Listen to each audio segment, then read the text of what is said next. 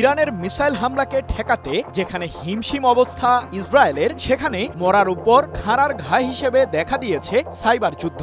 ইরানকে লক্ষ্য করে ইসরায়েলের বিমান হামলা শুরুর পর থেকেই নেতানিয়াহুর দেশটিকে কেন্দ্র করে সাইবার হামলার মাত্রা ৭০০% বৃদ্ধি পেয়েছে। আর এই হামলার মূল টার্গেট ইসরায়েলের বিভিন্ন বিশ্ববিদ্যালয় সহ হতাহতদের সেবায় নিয়োজিত থাকা হাসপাতালগুলোও। শুধু তাই নয়, খুদে বার্তার মাধ্যমে ইসরায়েলিদের বিভ্রান্ত করছে সাইবার যোদ্ধারা। এই হামলার পেছনে মূলত কারা জড়িত?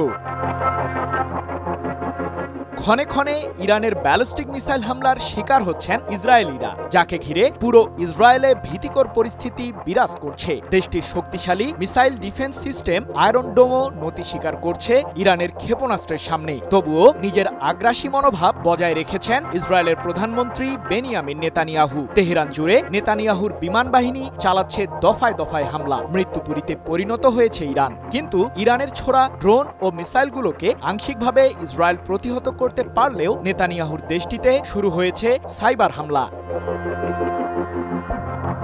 ইসরায়েলের হোম ফ্রন্ট কমান্ড দেশটির জনগণের নিরাপত্তার জন্য মোবাইল নির্ভর নতুন একটি সফটওয়্যার চালু করেছে, যার মাধ্যমে ইরানের ছোড়া ড্রোন ও মিসাইলের আঘাত থেকে জীবন বাঁচাতে ইসরায়েলিদের একটি খুদে বার্তা পাঠায় নেতানিয়াহু সরকার। হামলা শুরুর ঠিক 15 থেকে 30 মিনিট আগে ইসরায়েলিদের নিরাপদ আশ্রয় কেন্দ্রে ঠাঁই নেয়ার জন্য সতর্ক করে কর্তৃপক্ষ। কিন্তু সেই সফটওয়্যারই হয়ে উঠেছে ইসরায়েলিদের জন্য দুঃস্বপ্ন। ভুয়া খুদে বার্তা পাঠিয়ে ইসরায়েলিদের বিভ্রান্ত করছে সাইবার হামলাকারীরা, এমন অভিযোগ দেশটির হোম ফ্রন্ট কমান্ডের। এমনই এক বার্তা 16 জুন পায় ইসরায়েলিরা, যেখানে বলা হয় আশ্রয় কেন্দ্রগুলো ইরানের মিসাইল হামলার শিকার হওয়ায় সেগুলো এখন অনিরাপদ। তাই পরবর্তী নির্দেশনা না দেয়া পর্যন্ত আশ্রয় কেন্দ্রে যেতে নিষেধ করা হয় ইসরায়েলিদের। তবে এই বার্তাটি যে ভুয়া তা কিছুক্ষণ পরই শনাক্ত করতে পারে ইসরায়েল কর্তৃপক্ষ। ইসরায়েলিদের মাঝে ইরানের মিসাইল হামলা প্রসঙ্গে আতঙ্ক ছড়িয়ে দেওয়ার জন্যই সাইবার হামলা চালাচ্ছে ইরানের সরকার কিংবা ইরানপন্থী কিছু গোষ্ঠী, এমন অভিযোগ করেছে ইসরায়েলের হোম ফ্রন্ট কমান্ড। এক প্রতিবেদনে বিষয়টি নিশ্চিত করেছে আন্তর্জাতিক সংবাদ মাধ্যম দ্য জেরুজালেম পোস্ট।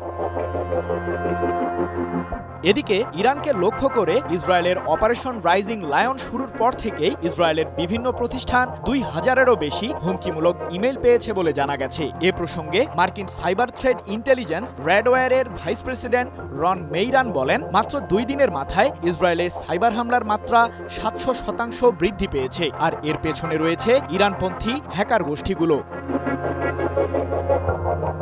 সব মশার বিরুদ্ধে সুরক্ষা দিতে এলো বসুন্ধরা এক্সট্রিম অ্যারোসল। মশার বিরুদ্ধে এক্সট্রিম সুরক্ষা। বিশ্লেষকরা বলছেন, মিসাইলকে এয়ার ডিফেন্স সিস্টেম দিয়ে প্রতিরোধ করতে পারলেও সাইবার হামলাকে প্রতিহত করতে হিমশিম অবস্থায় পড়তে পারে ইসরায়েল। আর এক্ষেত্রে বেশিরভাগ ক্ষতির শিকার হবেন ইসরায়েলিরা। সৃজন মাহমুদ, নিউজ 24।